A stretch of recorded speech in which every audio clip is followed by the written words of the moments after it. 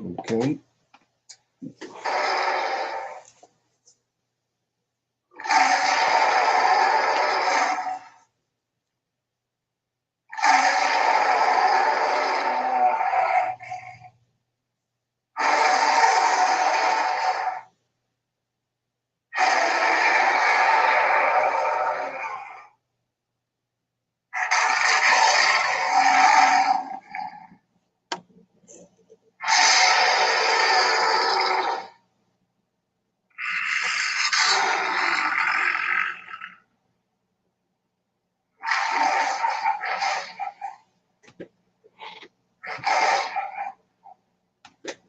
Shalom, shalom, shalom, Israel. This Israel wake up. This 11th of January, Monday, 2021. And what we're gonna be dealing with today is America under siege and thinking like a Hebrew. So we're gonna go into our moment of silence in regards for Lord of hosts and all that He's doing on the earth and in heaven. And then we're gonna do our Monday night prayer and go into some current events and read a little Psalms and move forward. Okay. So with that being said,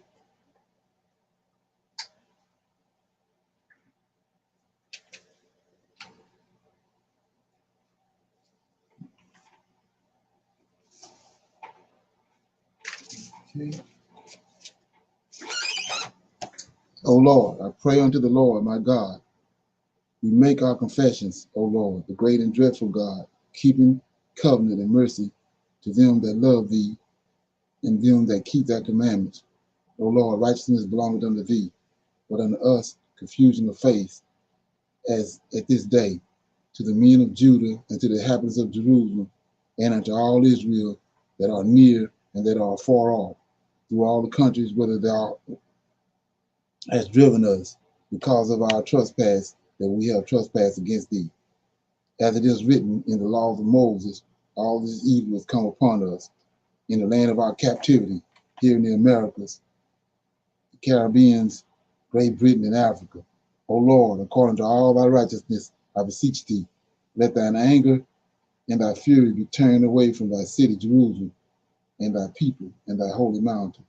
O Lord, hear this prayer, and cause thy face to shine upon thy sanctuary and thy people, for the Lord's sake. O Lord, open thine eyes and incline thine ears to hear and behold our condition. O Lord, hear. O Lord, forgive. O Lord, hearken and do. Defer not for thine own sake, O my Lord, for thy people and your land need you desperately at this hour. Peace be unto you. Okay. Yes, hallelujah. Events. I was reading today that since the wildfires had started on the West Coast, Right. that so far it has burned over 3 million acres. This recently? Yeah, since the wildfires had started back in the summertime, they said it burned a total of 3.7 million, I think it was, acres. They still burning? They said they are, but not like it was. Oh, okay. I don't understand that, why they cannot contain that. The winds. Mm-hmm. They have real strong winds every year coming through across those mountains. And the least little fire start, that wind hit it, that's it. Right. Along with the COVID going on, the West Coast is getting hit hard. Oh yeah. Getting real hard. Seems like to me it's judgment. Oh yes. Right. Yes. What's up, Lamar? Mm-mm-mm. Shalom. Shalom. Okay. Shalom. Okay. So yeah, I was gonna anybody got anything else on current events? Yeah, I was gonna play this video pertaining to COVID-19.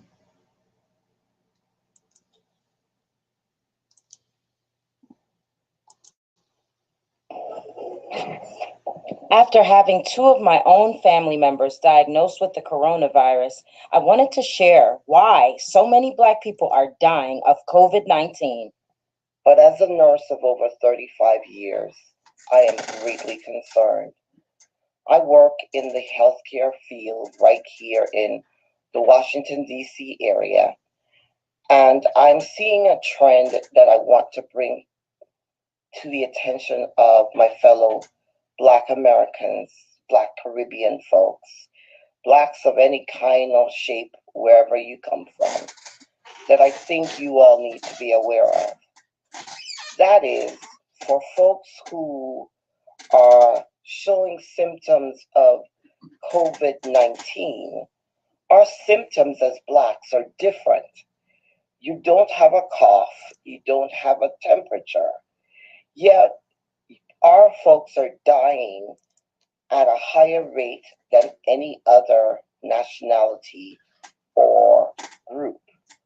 And that is because instead of a fever and a cough, what our folks are showing up with is what we in healthcare call malaise, or you just don't feel right. And on top of that, what happens is you start having either pain in an extremity or you just start feeling a little winded. Guess what? If this is happening to you, you need not to go lay down. The clock is ticking. This coronavirus brings on bleeding inside our bodies, whether it's in our extremities, in our hearts, or in our lungs, causing blood clots. And that's what's killing our Black folk. Yeah, those are the symptoms. If you remember, I told you about the guy gave the warning about the nanobots that was in the drinking water, and everybody got them in them. Right, yes. All they have to do is send a frequency out and activate those nanobots. And what she's saying now is the symptoms. What the guy told you on the video, that they was gonna start bleeding on the inside because those nanobots started working against the body. Yeah.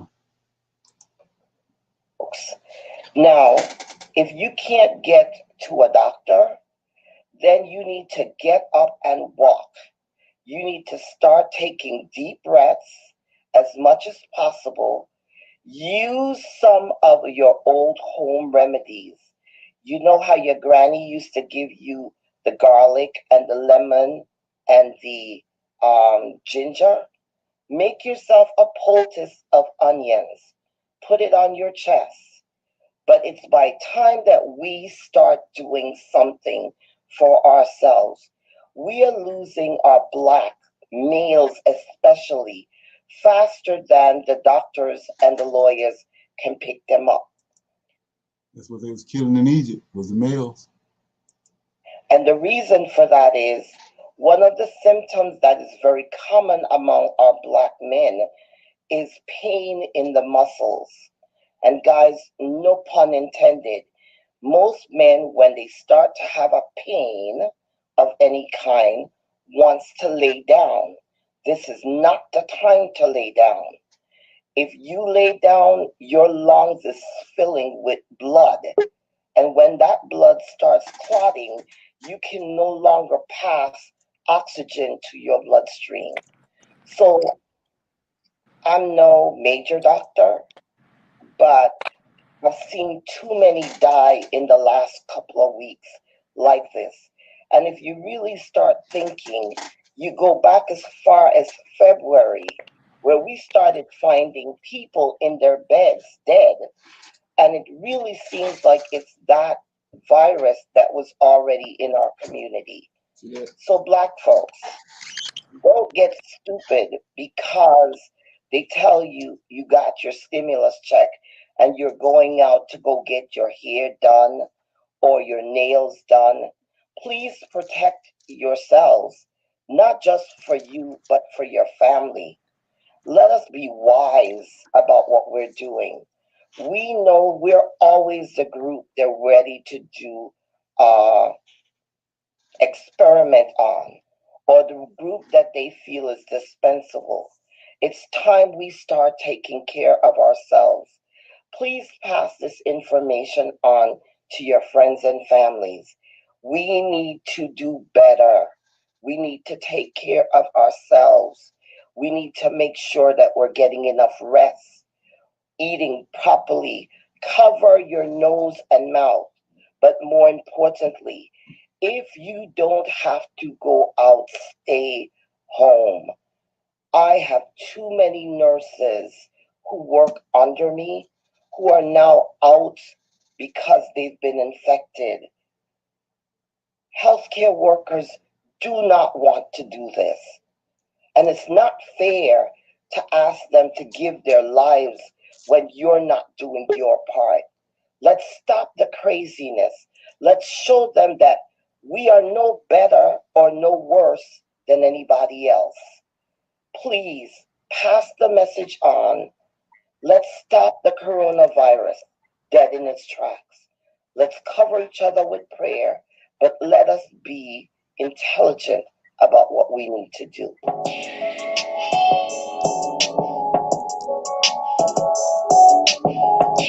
Okay. Any comments?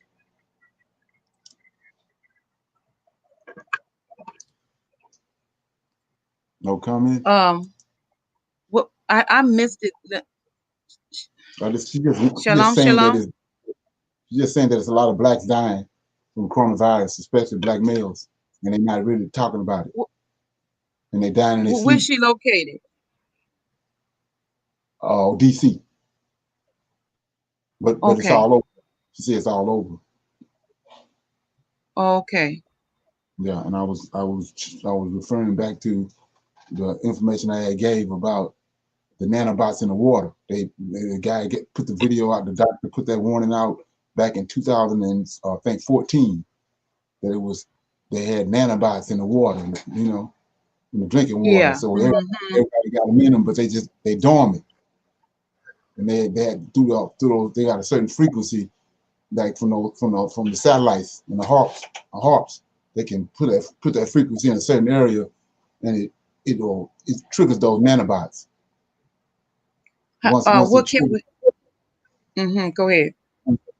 Said once it trigger them, you know, it starts to they start working against the body, and then the first thing happens, you start bleeding, like she was saying, and then you go lay down, then your lungs fill up with blood. Wow. Never wake up. So they ain't the same COVID they started out talking about.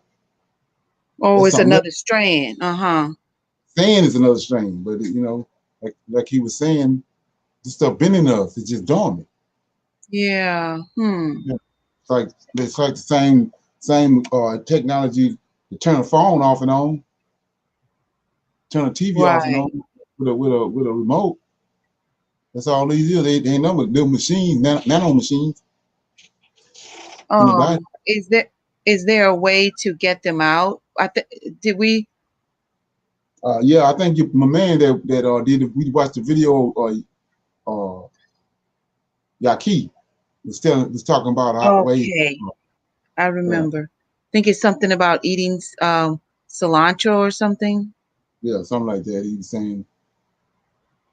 Okay. Then you guys already did current events? That's what we're on now. Okay. Okay. I had just well, they're saying, I don't know if somebody may have already said it, but they're going to be having lots of riots this Sunday. This coming Sunday? This coming Sunday, January 17th. Federal authorities are warning states and local law enforcement about threats of possible violence by right-wing extremists. Now, there's a group called the Boogaloo Movement. Boogaloo Boys. Is that white boys? Right. They're supposed to be dangerous. Okay, well, they have put out whatever notice that they are going to be gathering. They're going to try to gather at all the state capitals in the different states definitely Michigan and Minnesota, but their plan is to, be at all of the state capitals, and they are willing to cause violence for what they believe, is what the news report said. Right. And that's this Sunday, January 17th. Okay. Yeah. So it's heating up, getting hotter. Right. Okay. Anybody else got anything on that? Okay. I'm going to read Psalms 89. This is Psalms 89 is it takes me back when the Most High will start dealing with me. Is it lays everything out on it. It shows you beyond a shadow of a doubt what David's role is when it comes to Israel. So I'm gonna start reading Psalms 89. It says, I will sing of the mercies of the Lord forever. With my mouth I will make known thy faithfulness to all generations. For I have said, mercy shall be built up forever. Thy faithfulness shalt thou establish in the very heavens. I have made a covenant with my chosen. I have sworn unto David, my servant. Thy seed will I establish forever, and build up thy throne to all generations. And the heavens shall praise thy wonders, O Lord, thy faithfulness also in the congregation of the saints. For who in the heavens, okay, for who in the heavens, okay, says for, let me get this, for thy seed will I establish forever, and build up thy throne to all generations. And the heavens shall praise thy wonders, O Lord, thy faithfulness also in the congregation of the saints. For who in heaven can compare unto the Lord? Who among the sons of the mighty can liken unto the Lord? Okay, let's look at that. Verse 6. It says, for who in the heavens can compare unto the Lord? Who among the sons of the mighty can be likened unto the Lord? So who is the sons of the mighty? Who is the sons of the mighty? The sons of the mighty, is that the Israel? Is that the Levites? Oh, wait, the seven. Angels. The angels, Angels. yeah. Mighty ones, El. Say mighty ones. Yeah. Yes. So 7 says, God is greatly to be feared in the assembly of the saints, and to be had in reference of all them that are about him. O Lord God of hosts, who is a strong Lord likened unto thee, or to the faithfulness round about thee? Thou rulest the ragings of the sea, when the waves thereof arise, thou stillest them.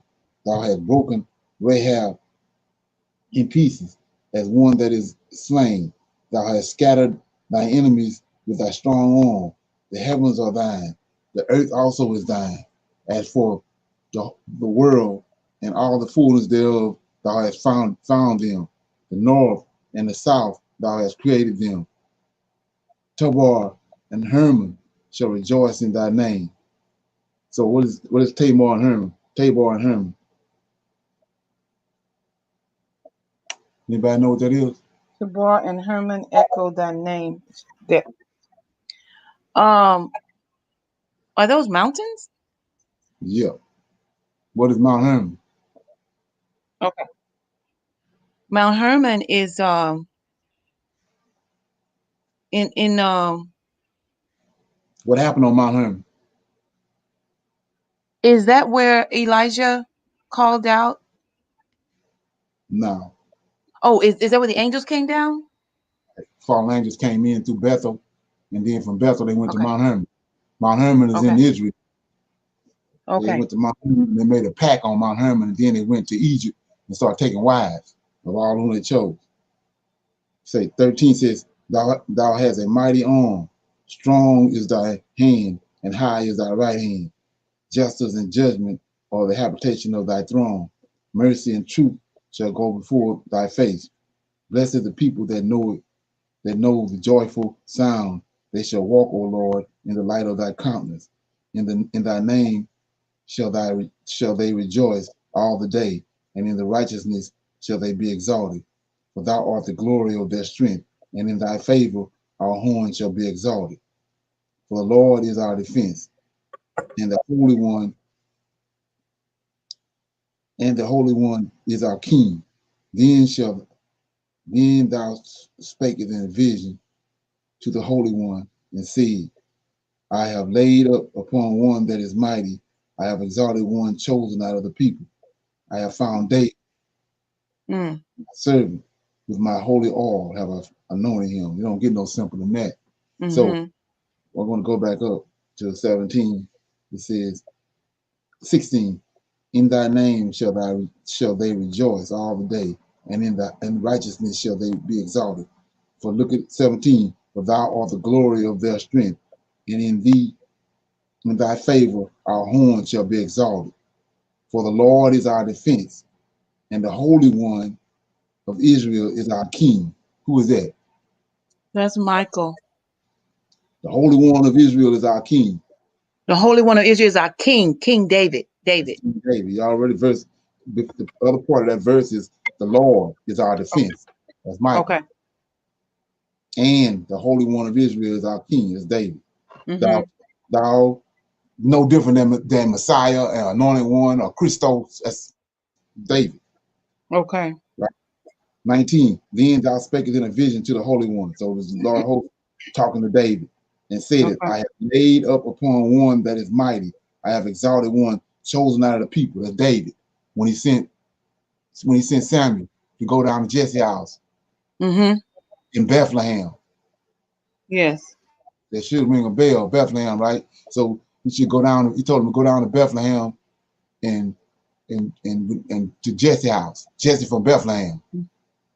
So when he gets there, huh? That's the first time I heard that, Leonard. Yeah, Jesse is from Bethlehem. Bethlehem Euphrates. The same place where they had Joseph and Mary. Yeah, that's why they doing all that, because David from Bethlehem. Okay. Yeah, David from Bethlehem. I'll read that in a minute. But anyway, he says, so he says, let me read it. 19. Then thou speakest in a vision to the Holy One, and saith, I have laid up upon one that is mighty. I have exalted one chosen out of the people. So he told Samuel to go to Jesse's house in Bethlehem, and he went there, and then Samuel went in and looked at all his brothers, and the Lord told him, no, ain't there one of them. Then he asked Jesse, do you have another son? He said, yeah, he out in the field, keeping the sheep. Okay. Said, go get him. I'm going to stay here until you come back. As soon as he came in with Joseph, it says that the Lord host told him, arise, anoint him. Yes, This is he. But why is he saying that? Because that's the anointed one. That's the Messiah of Israel. Right there. Okay. So it says, 21, with whom my hand shall establish, mine arm also shall strengthen him. The enemy shall not exact upon him, nor the sons of wickedness afflict him. And I will beat down his foes before his face, and plague them that hate him. So you got this big old controversy going on. Let me go to it right quick. It's in Psalm, I think, 1. Psalm 1.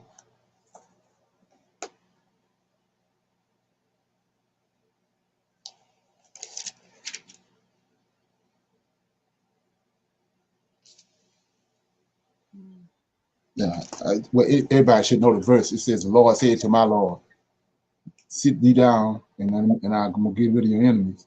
And they wanna do all kind of stuff with that. But right here it explains it. Right here it says, 22, the enemy shall not exact upon him, nor the sons of wickedness afflict him. This is the Lord host talking, and I will beat down his foes before his face.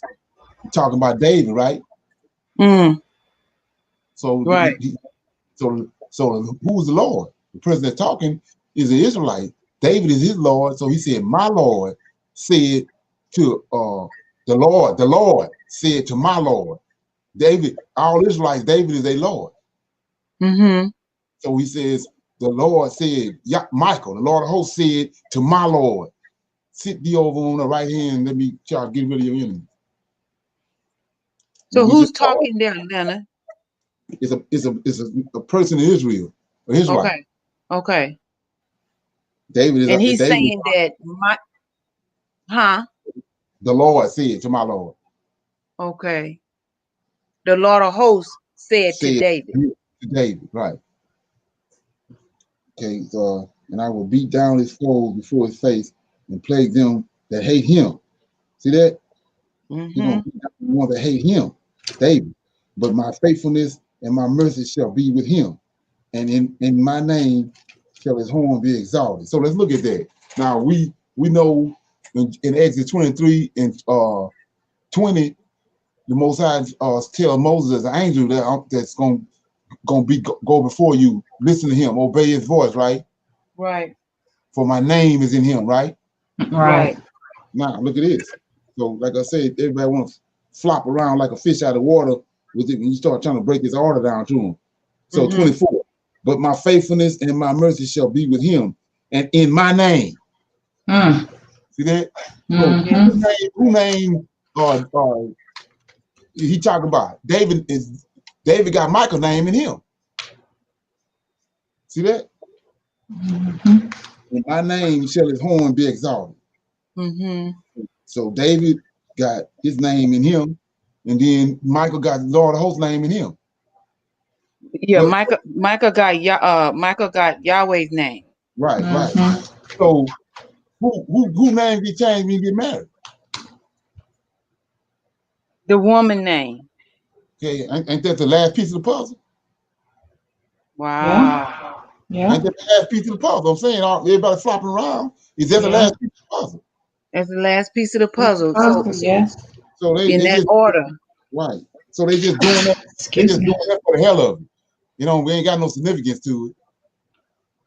Just like the man said about the 8th day. Yeah, you know, if I can jump up and say 8th day, just out the blue, and then you know that's a different thing. But if I say 8th day, then you go to the book and read it, and he tells you 8th day, then what's the deal with that? Right. Shit, come on.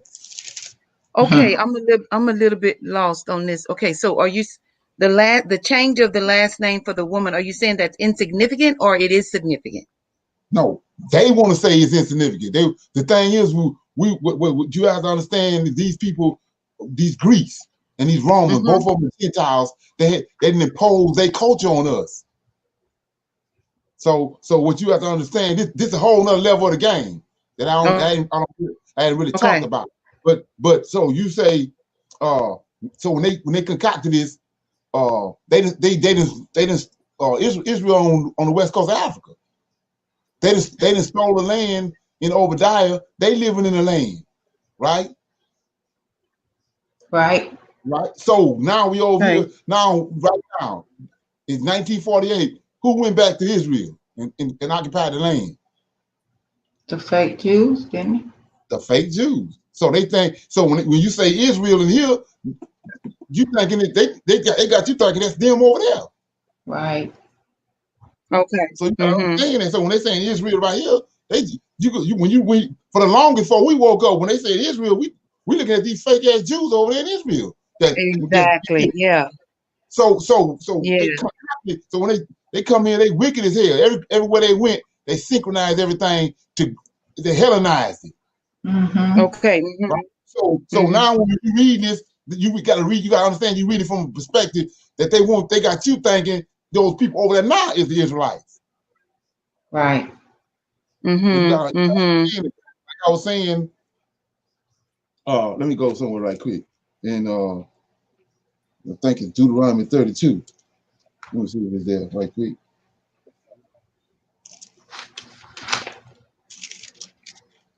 Deuteronomy 32.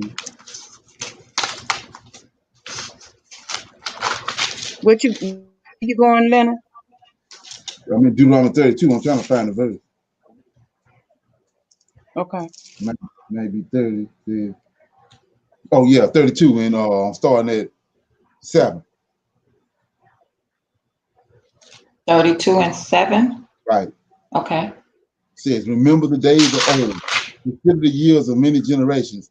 Ask thy father, and he will show thee thy elders, and I will tell them.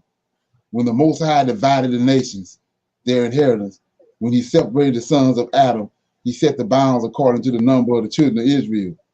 And the Lord's portion is his people. Jacob is his lot of his inheritance. He found them in a desert land and in a waste howling wilderness. He led them about. He instructed him. He kept him as the apple of his eye. As the eagle stirred up his nest and fluttered over her young, and spread abroad her wings, taketh them and beareth them on her wings. So the Lord alone did lead him, and there was no strange God with him. So I just told you how that up until recently we thought those people over there was Israel, right? Mm-hmm. Mm-hmm. So when they were writing this right here, they want you to think you thinking that they Israel. So when you read this and with the impression that the people over there now is Israel, look what it says in verse 8. When the Most High divided the nations or their inheritance, when he separated the sons of Adam, he set the bounds according to the number of the children of Israel. So they're telling you these fake Jews over there run the whole world. They own the whole world. Mm-hmm. Mm-hmm. But let's read it the right way. Show you what I'm talking about. 7. Remember the days are old. Consider the years of many generations. Ask thy father, he will show thee thy elders and tell thee when the Most High divided the nations. Who the Most High? Who was the Most High? Yeah.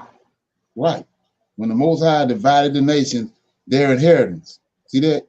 Mm-hmm. When he separated the sons of Adam, these sons of Adam. Mm-hmm. It's before the flood. Israel ain't nowhere in sight. So then it says, Leonard, what's that? you're going What's in that? and out. Okay, well, I don't know what the deal is. Can you hear me now? Yes, I can. Okay. So it says, and when the Most High divided, Yeah, I can hear you. When the Most High divided the nations, their inheritance, when he separated the sons of Adam, this is Seth, Enos, and Jared, and Enoch, and all them. This is before the flood. He set the bounds of the people according to the number of the children of Israel. He set the bounds to the number of the angels. When was the earth divided? Let's go back. Go to Genesis chapter 10, chapter 11.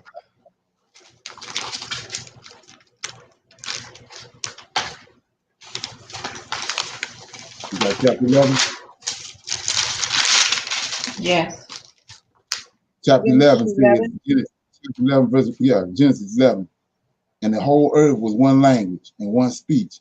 And it came to pass as they journeyed from the east that they found a plain in the land of Shinar, and they dwelt there.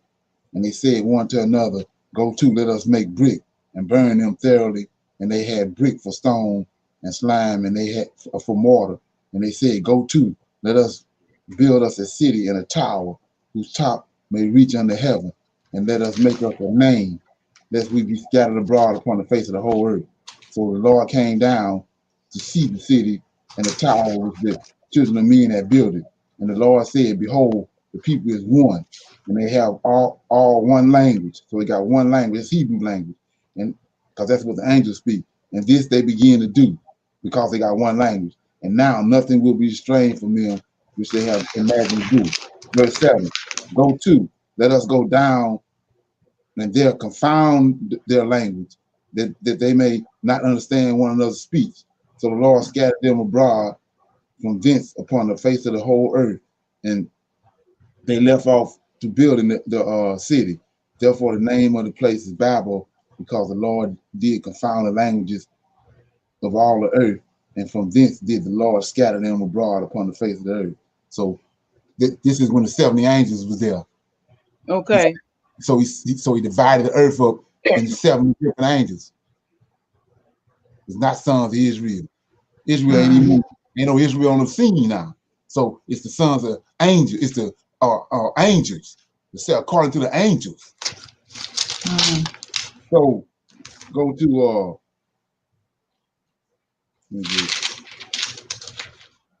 according to those wicked angels. Yeah, when Gabriel came to Daniel, what he told Daniel? I heard you on the first day, but what happened? He was held up. He was held up. By the prince, by angel, by El, the prince of Persia. He over Persia. He over that region.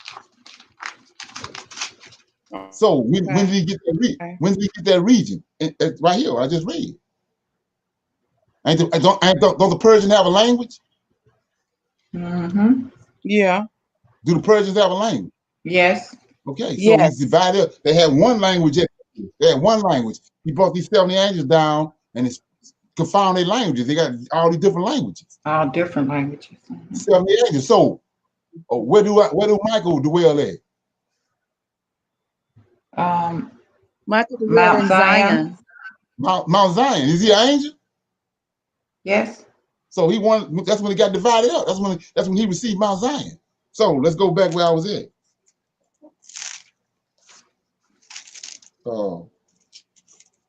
32 and 8. Deuteronomy 32 and 8. Got it? Yes. When the Most High, that's the Yahweh, divided the nation, their inheritance, these angels. There's angels over these nations. When he separated the sons of Adam, that's before the flood. Israel ain't got nothing to do with it. He set the bounds of the people according to the number of the angels. Now, watch. You say what you talking about? Look at 9. And the Lord portion. Who is the Lord? Michael. Michael. What is he? An angel. So the Lord portion is his people. Jacob is a lot of his inheritance. That's who keep on telling you this is my inheritance. For my name, for my inheritance. So y'all can't nobody give Yahweh nothing. So he received Mount Zion right here. And he went and he left. He met Moses in Mount Zion where he dwelled at, and Moses went back to Egypt, told them that they had met the Lord, and then the Lord came to Egypt with the 10 plagues and brought them back to Mount Sinai where he dwelled at. Okay. His inheritance. So what is he doing? He gave it to Abraham, Isaac, and Jacob for possession.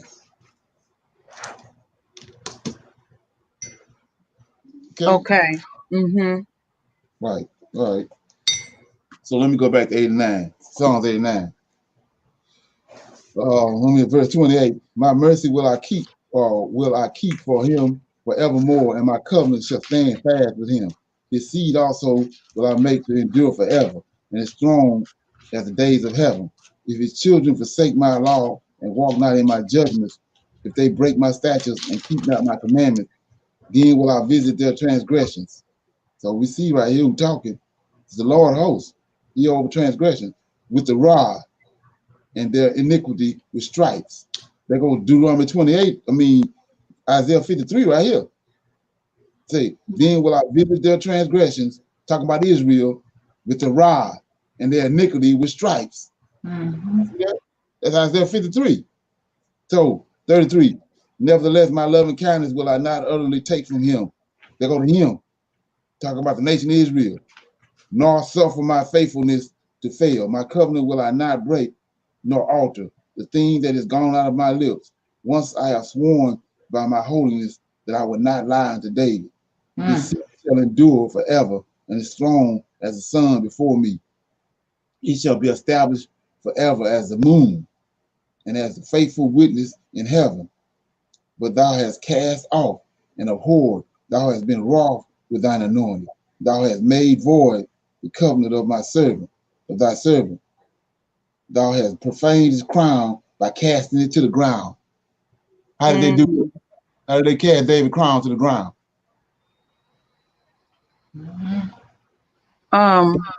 brought Jesus on the scene. David ain't Jesus. Jesus coming back. Yeah. See what I'm saying? So they didn't Yeah. cast you on nobody. Nobody in 1,000 years believe David is the Messiah. That's right. Because of what they've done with Jesus. So they didn't cast David's throne down to the ground. So look at it. He says, 39, thou hast made void the covenant of thy servant. Thou hast profaned his crown by casting it to the ground. Broken down all his hedges. Thou hast brought all his strongholds to ruins. All that passed by the way spoiled him. He is a reproach to his neighbor. Thou hast set up the right hand of his adversaries, and thou hast made all his enemies to rejoice. Thou hast also turned the edge of his sword, and has not made him to stand in battle. See, that's what I was telling you about how they denigrated David. You know, they can't understand how that. You know, yeah, David slept with Bathsheba and he did these different things, but the Most High recompensed all that on David when David passed. So he says, 44, thou hast made his glory to cease. They did all this at the council near Cedar, and cast his throne down to the ground. The days of his youth hast thou shortened. Thou hast covered him with shame. See that? How they both him and the Lord of hosts. That's what these Greeks have done. Yes. How long, Lord, wilt thou hide thyself forever? Shall thy wrath burn like fire? Remember how short my time is. Wherefore hast thou made all men in vain? What man is he that liveth and shall not see death? Shall he deliver his soul from the hands of the grave? Lord, where are thy former loving kindness, which thou swore unto David in thy truth? Remember, Lord, the reproach of thy servant, how I do bear in my bosom the reproach of all the mighty people. Wherewith thine enemies have reproached, O Lord, wherewith thou have reproached the footsteps of thine anointing. Blessed be the Lord forevermore. Amen. Amen. Okay. Leonard, Gladys was saying that that scripture that you was looking for before about the Lord said unto my Lord, right, was in Psalms 110. Okay. Verse 1. Yeah, I know it was verse 1. I thought it was up in the first part of the book. Yeah. Yeah, the Lord said unto my Lord, sit thou at my right hand, and make thine enemies thy footstool. The Lord shall send the rod of thy strength out of Zion. Rule thou in the midst of thy enemies. So who's in Zion? Who coming out of Zion? Michael, right, Lord of hosts. So Michael. read verse 1. The Lord said to my Lord, sit thou at my right hand. So it's Michael talking to David.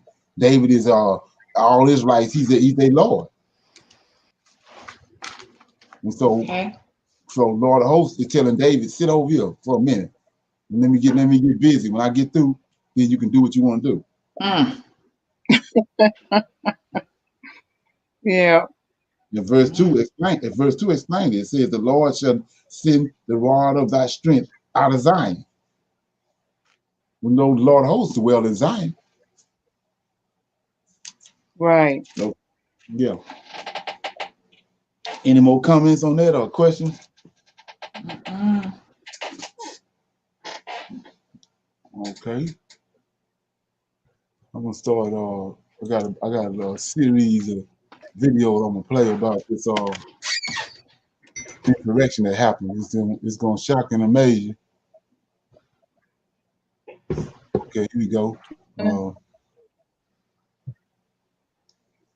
me get it.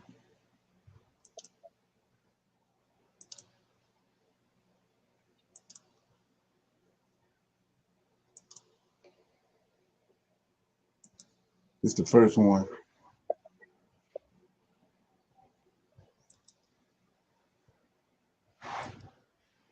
The president's own supporters was unprecedented in modern American history. But in a powerful video, Arnold Schwarzenegger, former governor of California, is warning how what he, as an immigrant from Austria, is seeing in echoes about the rise of fascism in Europe. I was born in 1947, 2 years after the Second World War. Growing up, I was surrounded by broken men drinking away their guilt over their participation in the most evil regime in history. President Trump sought to overturn the results of an election. And of a fair election, he sought a coup by misleading people with lies.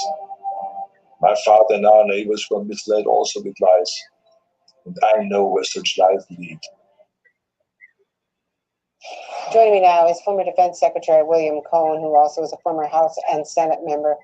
Secretary Cohen, first, what do you think about Governor Schwarzenegger's comments?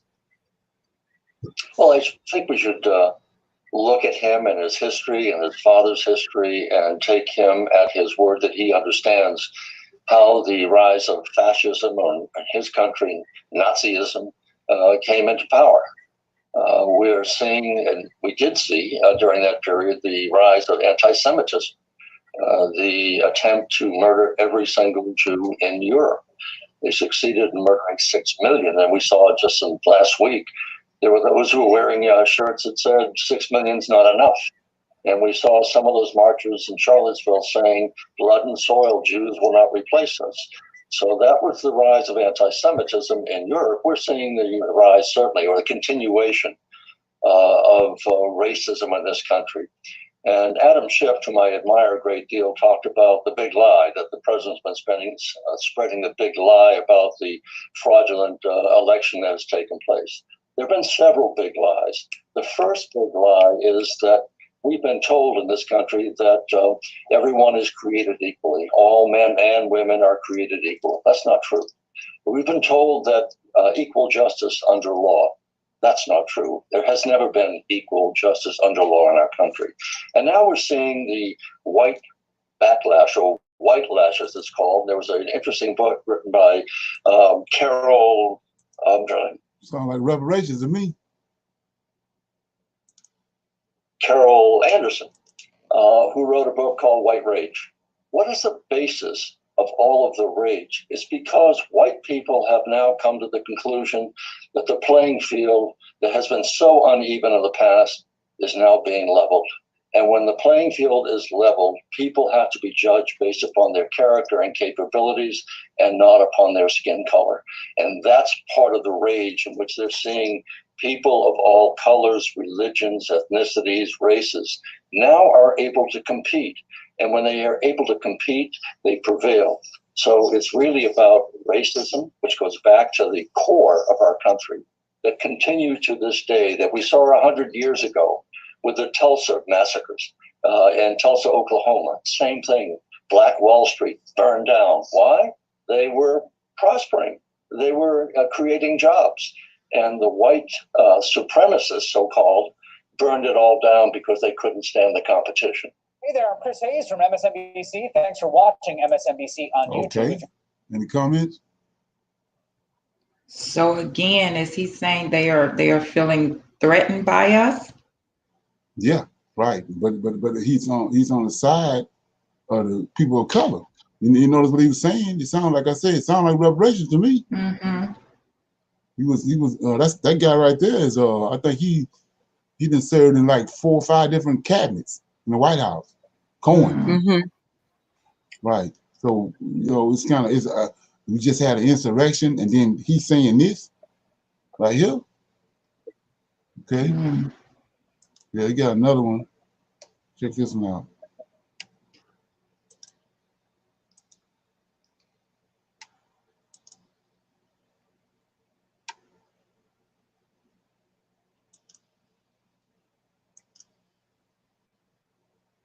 Take his shoes up.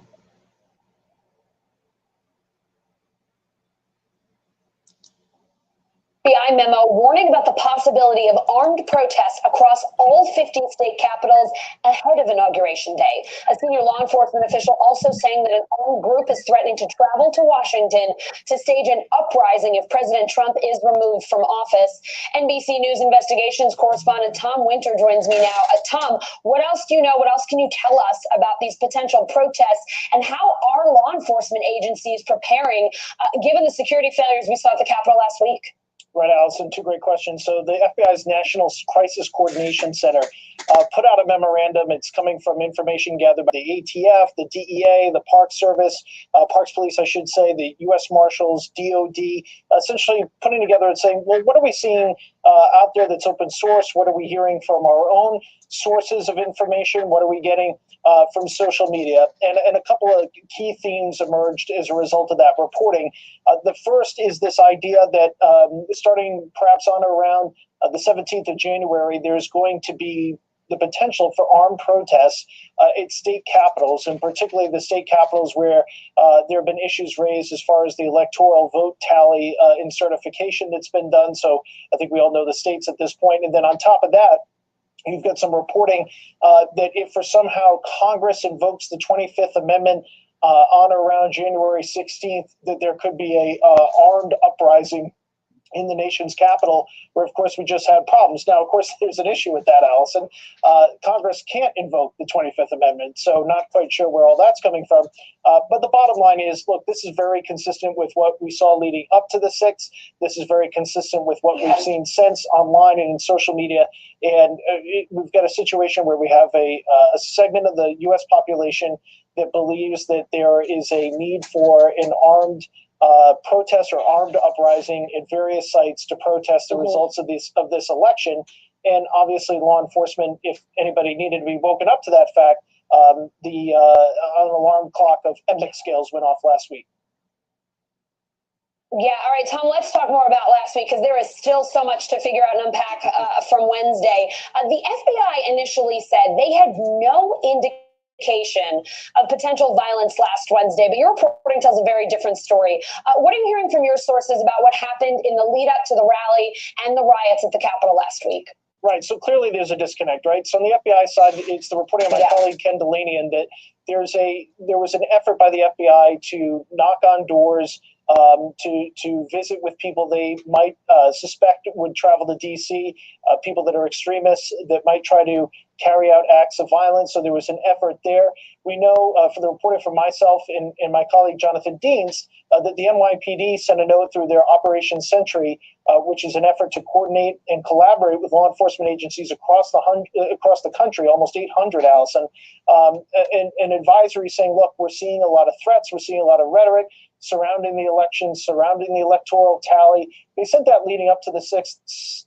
Besides that, they sent a separate memo directly to Capitol Police, which, according to our reporting, was even more detailed about potential threats and potential rhetoric that was occurring online. So those reports tend to be fairly detailed, comprehensive analysis, and include actionable intelligence.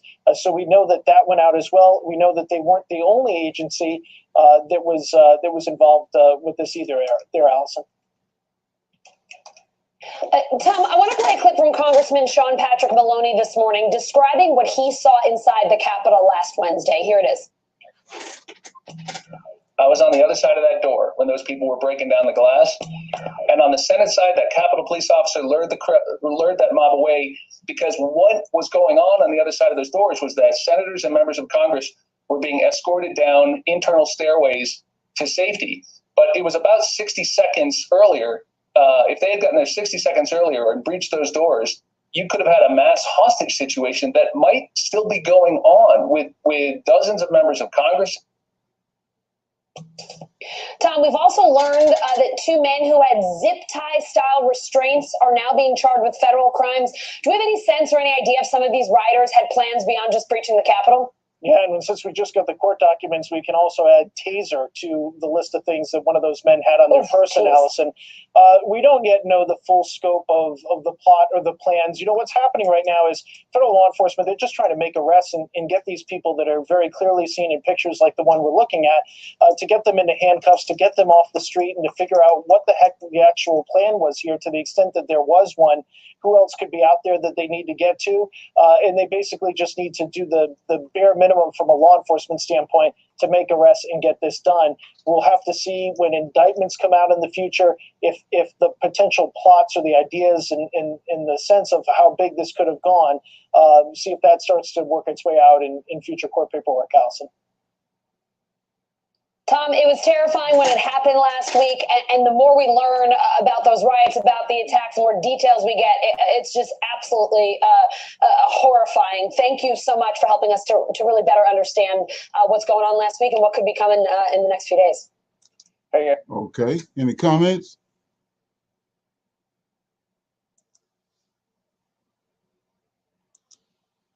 Any comments? Yeah, I got a couple more videos, but I had one that was talking about how tonight it said tonight Trump is gonna resign tonight at 11 at I think 11 o'clock. They say he's gonna resign tonight at 11 o'clock, and they're gonna bring Pence in as president for the rest of the next 9 days. Said that the guy was showing on the video how that they had helicopters flying over Pence's house, but it said that President Trump was going to secede tonight. I mean, he's going to resign tonight. At I think at midnight, something like that. Anybody else heard that? No, I hadn't heard that. Yeah, I got a couple more videos. Oh goodness. Yeah. I believe that when I see it. And this right here, this video right here is showing you what really happened. The guy was showing how they hid this from us.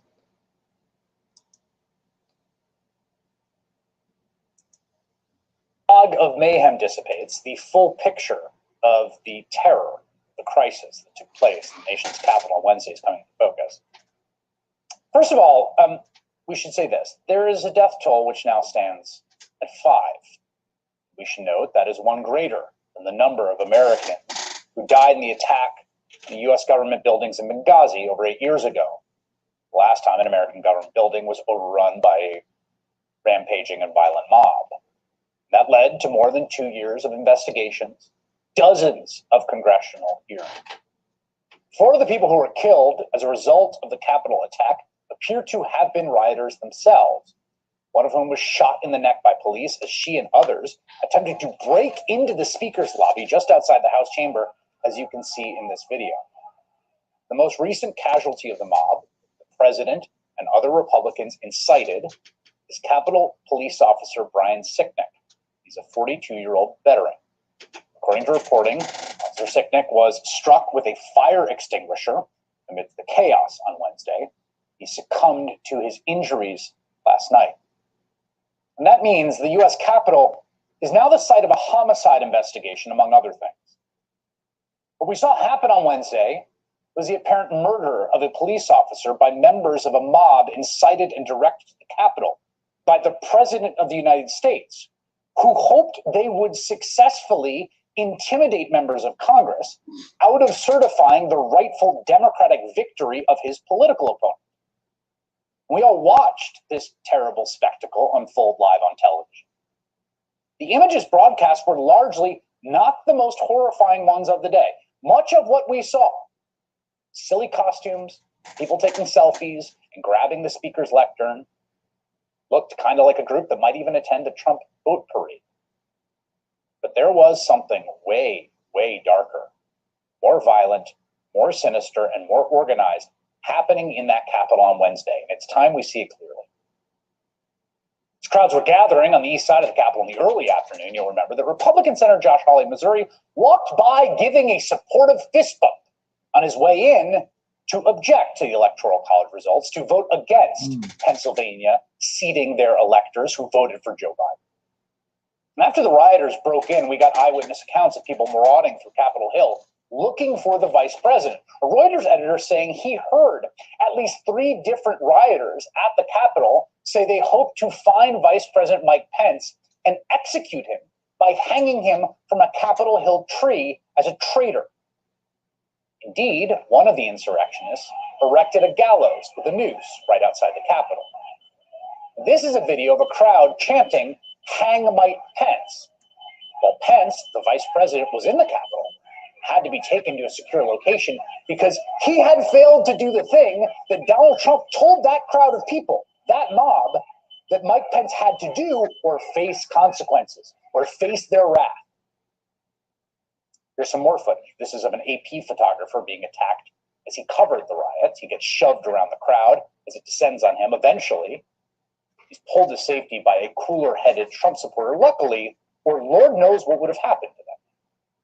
We're also hearing firsthand accounts of the terror from other members of the press. Erin Schaff, staff photographer of the New York Times, writes that she was in the Capitol Rotunda when suddenly 2 or 3 men in black surrounded me and demanded to know who I worked for. Grabbing my press pass, they saw that my ID said the New York Times and became really angry. They threw me to the floor trying to take my cameras. Started screaming for help as loudly as I could. No one came. People just walked. At this point, I thought I could be killed, and no one would stop them. They ripped one of my cameras away from me, broke a lens on the other, and ran away.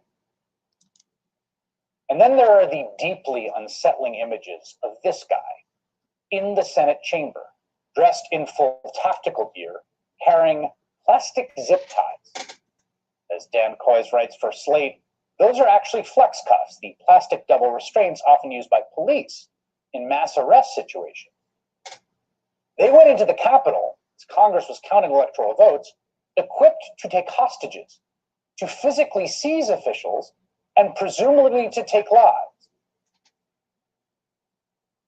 It is entirely possible that there were people in that crowd looking to apprehend, possibly harm, and possibly murder the leaders of the political class that the president and people like Mo Brooks, and even to a certain extent Ted Cruz and Josh Hawley, have told them have betrayed them. And if you don't believe me, listen to them in their own words. I have to warn you, this video, which was licensed from a self-described civil rights activist, is disturbing. We want you to go home. I'm recording, and there's so many people. It's just, they're going to push their way up here. Bro, I see people out there get hurt. I don't want to see you get hurt. We will make a path dead ass. That's what I'm saying. We'll make a path, bro. Please, just let us make a path. Just let us make a path. When the whole country hates you, I want you to go home. Go. Let's go. Get this shit.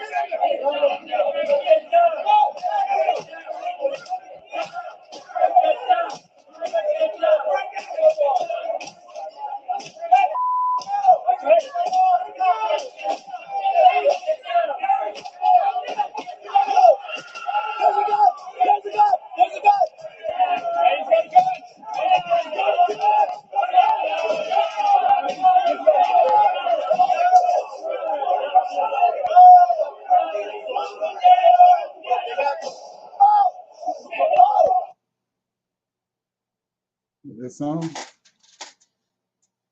As we saw during the shameful attempted coup at our nation's capital, the very leadership of today's Republican Party is trying to pull this country into insurrection and sedition and ultimately authoritarianism. And at the very heart of this effort, in fact, on the floor of the United States Senate, ostensibly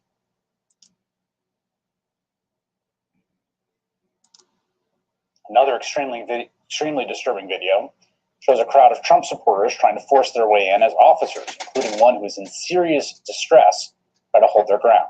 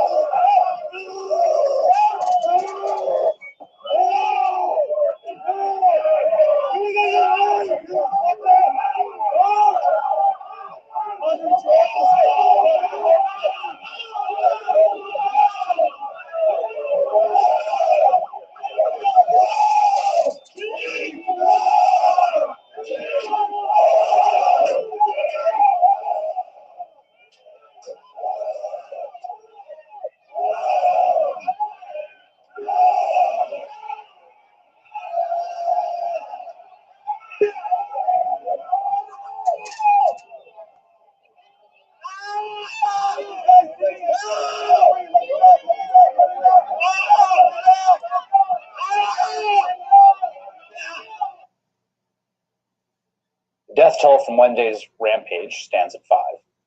Police officer was killed. Now an active homicide investigation into who murdered him, who the accomplices might be in that murder. The scale of evil that might have been done, the scale of death and destruction that might have been visited is almost impossible to comprehend.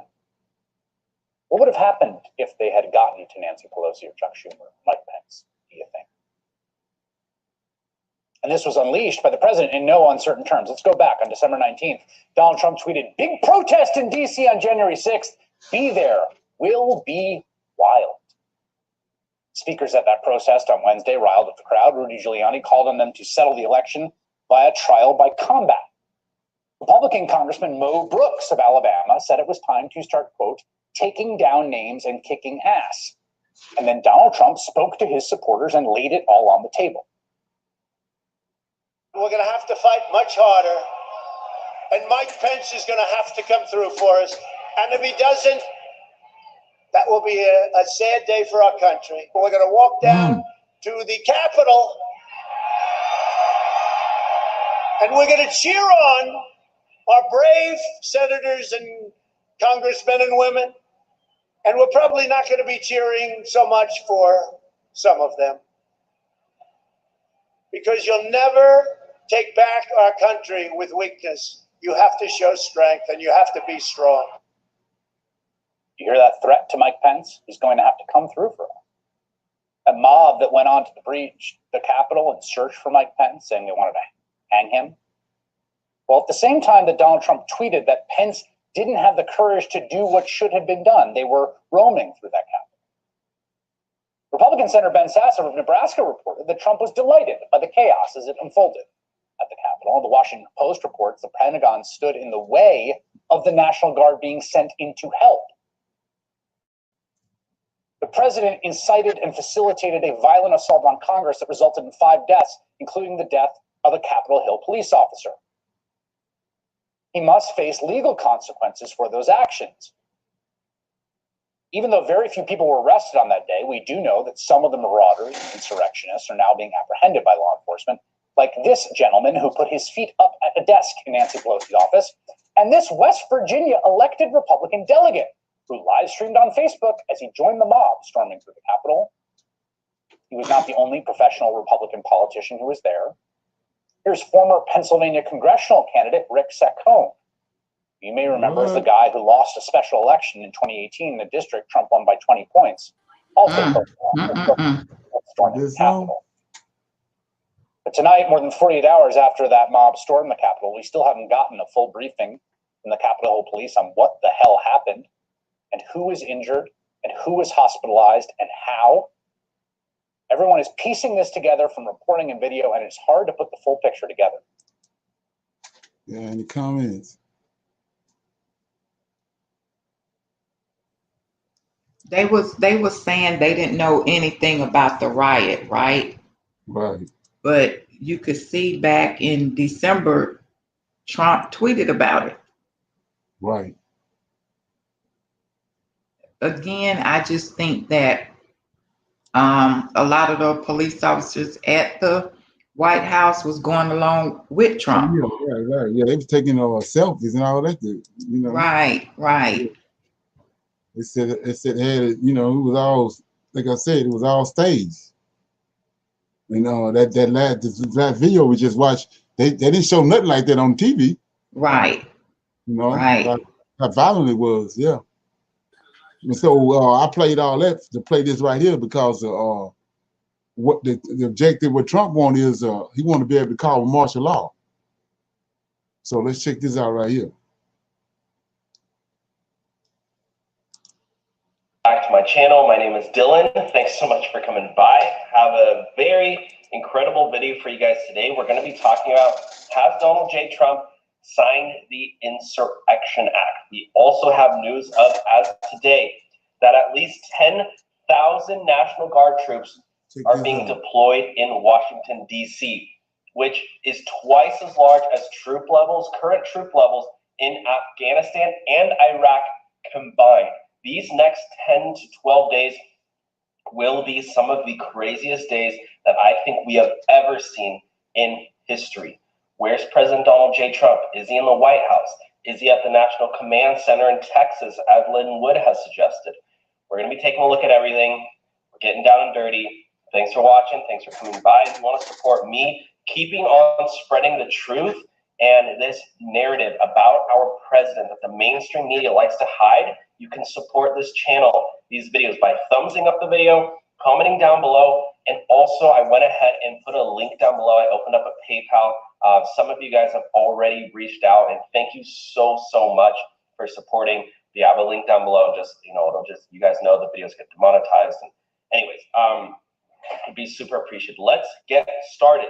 What is the Insurrection Act?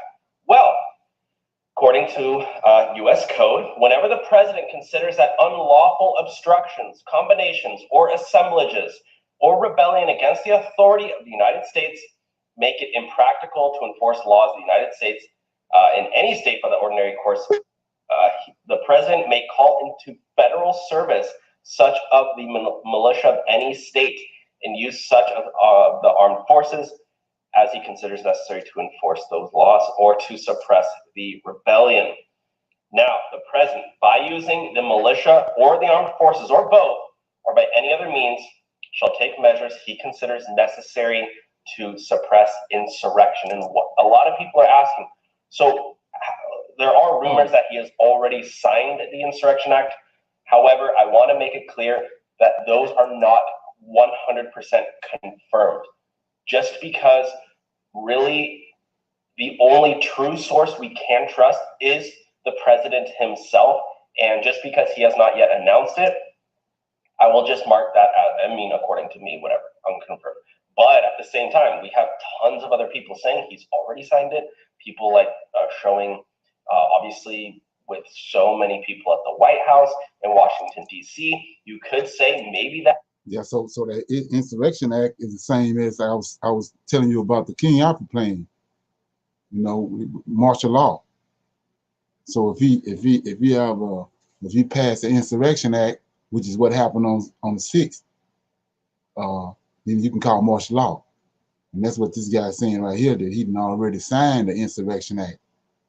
It's just a matter of them bringing it out, and then for them to have 10,000 troops on their way to Washington, D.C., or they could be already there.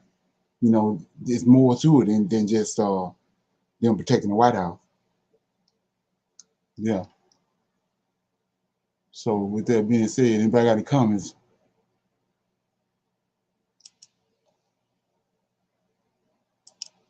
Any comments on that? On the videos? Anybody got any comments on the videos, what they saw? Okay. Any comments on the videos? Oh yeah, because I gave you those videos to show you. Like I said, it's more information comes out on YouTube than they do on regular TV because of they had watered down a lot of the stuff that all they showed us was the characters with the guy with the horns on and all that. They didn't really show us what was really going on. But this guy right here was showing you what happened, and it was like he said, it was a lot worse than what they showed. And then they made a lot of threats too that they was gonna be back. And you ain't seen we haven't seen nowhere where they've been talking no different than what they've been talking. So me myself, I'm expecting a lot of stuff to go down between now and after January 20th. I'm expecting some before January 20th. Me myself, yeah. Like for example, it's the 17th. They're talking about this them doing bomb rushing those state capitals where the state capital. I mean, when you look at that, it's really the state capitals where they got where they flip the votes at. So they think they flip the votes, like Arizona and those like 5 6 states. Yeah. So anybody got any comments? Okay, what I'm gonna do right here is give you a little blast from the past, and then we're gonna close out.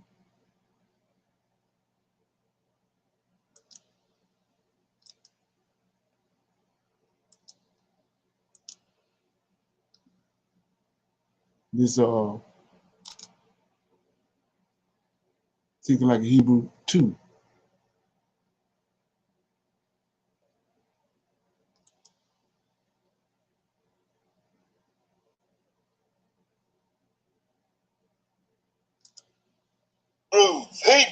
Hebrews. I'm pleased to be back speaking and exchanging information with you. The times that we, as Hebrew Israelites, are living in were prophesied by our forefathers thousands of years ago.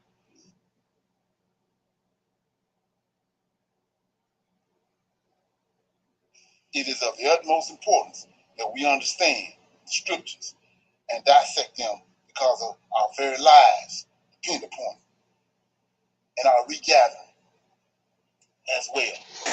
Hebrews.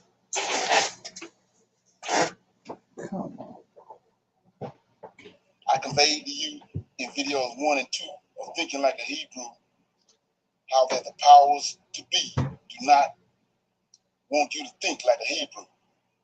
I dealt with the covenants of David and Aaron.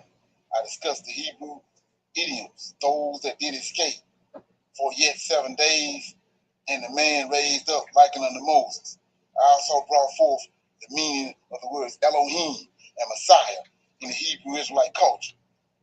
This video being part 3 of Thinking Like a Hebrew, I would like to dig yet a little deeper into the Israelite culture, Hebrews. The topic that I will be dealing with in this video is Japhet and Ham are not Noah's son, Hebrews.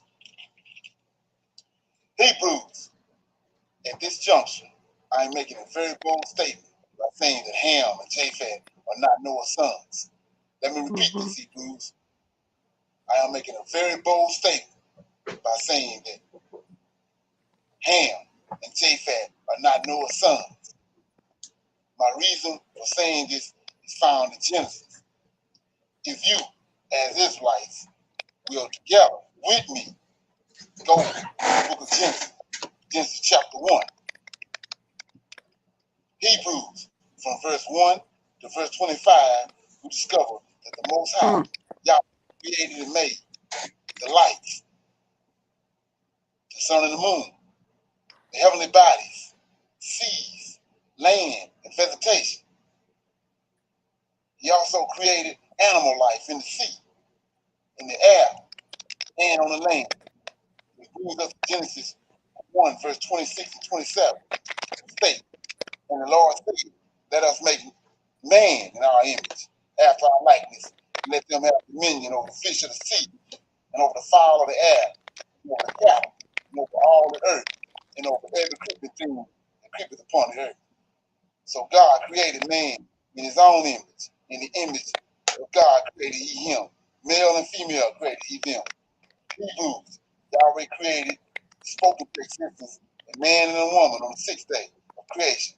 And he blessed them, and said unto them, be fruitful and multiply, and replenish the earth, and subdue it. The following day was the 7th day, Shabbat, Hebrews. The Lord rested from all his work which he had made. The next day, after the Shabbat, Hebrews, was the 8th day from creation. The 8th day from the beginning, from which Yahweh started creating.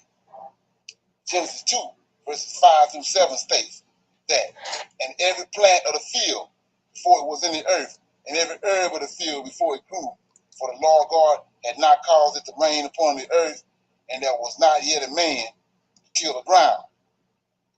The Lord needs another man, Hebrews. But there went up a mist from the earth, and watered the whole face of the ground. And the Lord God formed man of the dust of the ground, and breathed into his nostrils the breath of life. And man became a living soul. Hebrews, with Genesis 2, verses 5 through 7, is telling us, as Hebrew Israelites, is that the Lord formed a man from the dust of the ground after the 7th day, after the Shabbat, after he rested, Hebrews. This man, unlike the man created in Genesis 1, verse 27, does not have a woman, a female, with him. Remember, Hebrews, that one day with the Lord is 1,000 years upon the earth. Therefore, there are 2,000 years between Genesis 1, verse 27, and Genesis 2, verse 7. Hebrews. Rightly dividing the word of Yah, we discover that there is a sixth-day man and a woman, and an eighth-day man that was formed by himself, Hebrews. The Lord caused a deep sleep to fall upon this man Adam, and he took one of his ribs and closed up the flesh instead thereof. And the rib which the Lord God had taken from the man made he one man. The Lord brought the woman unto the man, which is the eighth-day man. Now, Hebrews, we have a sixth-day man, Genesis 1, verse 27, and a woman, and we have an eighth-day man, Genesis 2, verse 7, and a woman with him. Hebrews, Yahweh created a garden east of Eden, which means that the garden and Eden are in two different locations. Eden is Africa, Hebrews, and the garden is in the Middle East, east of Eden, which is the land of Canaan, Hebrews. The man whom the Lord formed on the eighth day, he placed him in the Garden of Eden. He placed him there to keep the garden. The man whom the Lord created with a woman, the Lord placed in Eden, the continent of Africa, Hebrews. This explains why Africa is full of resources and are overflowing with abundance. The man whom the Lord placed in the garden is Adam, the man Adam. And the man whom the Lord placed in Africa with a woman from Genesis 1, verse 27, the both of them are called Adam, which means mankind. Genesis 1, verse 28 states, and God, Yahweh, blessed them, Hebrews, and God said unto them, male and female, be fruitful and multiply. Shortly after these events transpired, the serpent shows up in the garden and beguiles Eve. Beguiles Eve? What does that mean, Hebrews? Beguile means to wholly seduce someone, as in sexual seduction, Hebrews. Yahweh asks a question to the woman, what is this that thou hast done? And as Hebrew Israelites, we must stop and answer this question. The answer lies in the conversation that the Lord has with the serpent. The Lord says unto the serpent, because thou hast done this, thou art cursed. The Lord goes on to say that he will put enmity between the serpent and the woman, and between the serpent's seed and the woman's seed. The Lord is letting us know that there are two seed lines involved here at this junction. The serpent's seed and Adam and Eve's seed, Hebrews. Genesis 4, verses 1 and 2 sums it all up, Hebrews. Eve conceived and bare Cain, and she again bare his brother Abel. Eve bare Cain and continued in labor and bare Abel. She bare twins, Hebrews, verifying what the Lord had just stated in Genesis 3, verse 15. Cain being the serpent's seed and Abel being Adam and Eve's seed. The question was posed in Genesis 3, verse 13. And the question goes as such. What is this that the serpent and Eve did, Hebrews? The answer is sex, Hebrews. Let me repeat this again, Hebrews. Sex is the answer. Cain is the product of the serpent and Eve having intercourse. In Genesis 4, verse 16 through 22, Cain's descendants are separated from Adam's descendants. In Genesis 5, verses 6 through 32, they are separated by the Lord because Cain is the serpent's seed and not Adam's seed, just as the Lord had stated in Genesis 3, verse 15. To further expound upon this information, Hebrews, Cain has a son called Tubal-Cain in Genesis 4, verse 22. Tubal-Cain means out of the lineage of Cain. Word etymology takes us to Genesis 10, verse 2. And Japheth has a son called Tubal, which lets us know that Japheth's descendants are also Cain's descendants. Hebrews, how can this be, Hebrews? How can Japhet be Cain's descendants? Hebrews. If you go back to Genesis 6, verse 19, before the flood, the Lord made a covenant with Noah and commanded him to take of every living thing of all flesh, Hebrews, 2 of every sort shalt thou bring into the ark, to keep them alive with thee. They shall be male and female. Hebrews, let us together go back, and we may overstand this situation. In the beginning, the Lord created a man and a woman on the 6th day of creation. The Lord rested on the 7th day and formed a man from the dust of the earth on the 8th day. This man was put to sleep, and the Lord formed a woman from one of his ribs, Hebrews. The serpent came along and had sex, intercourse with the woman, and she bore Cain along with Abel. Cain killed Abel, and Abel was replaced by Seth, Adam's seed. Hebrews, we have 3 different lineages upon the earth at this juncture, which are the 6th-day man and a woman and their lineage, Adam, the 8th-day man and his woman and their lineage, and Cain, the serpent seed, and the woman from the land of Nod and their lineage. Now, Hebrews, let me put this mess all together for you, that you may move forward in your understanding of the Tanakh, the Old Testament. Messianics and non-Messianics, Christians, rabbis, pastors, teachers, Egyptologists, and Muslims alike, let us together proceed forward to the conclusion of this topic. The 6th-day man and his woman that the Lord created in Genesis 1, verse 26, is Ham's lineage, Hebrews. They dwell on the continent of Africa, which is Edom. The 8th-day man and his woman that the Lord formed in Genesis 2, verse 5 through 7, is Noah and his son Shem's lineage, Hebrews. They dwell in the Garden of Eden in the Middle East, which is the land of Canaan. Cain, serpent seed, and his woman, which came about in Genesis 3, verse 15, when the serpent beguiled Eve, they are Japhet's lineage, Hebrews. Noah was commanded to get 2 of all flesh, of every living thing, and to bring it upon the ark, male and female. This included these 3 lineages that have just been mentioned, Hebrews. We have been told by the powers that be that mankind comes from one man, the man Adam. But we see, Hebrew Israelites, that this is not true. There is a wicked seed upon the earth that comes from the serpent, and it has been hidden from the reader of the Tanakh, the Old Testament. Hebrews, I seriously hope that this video enlighten and inform you.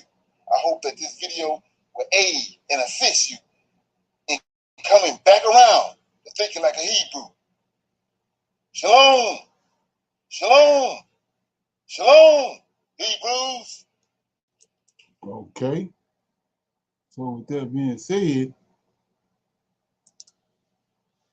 anybody got anything before we go? Or anything they want to talk about? The Q&A.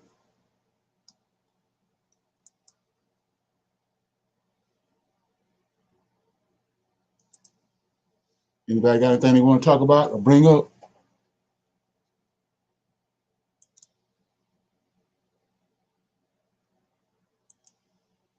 Everybody good? I am. Okay. So what I'm gonna do is hit you with this line, and we're gonna get out of here.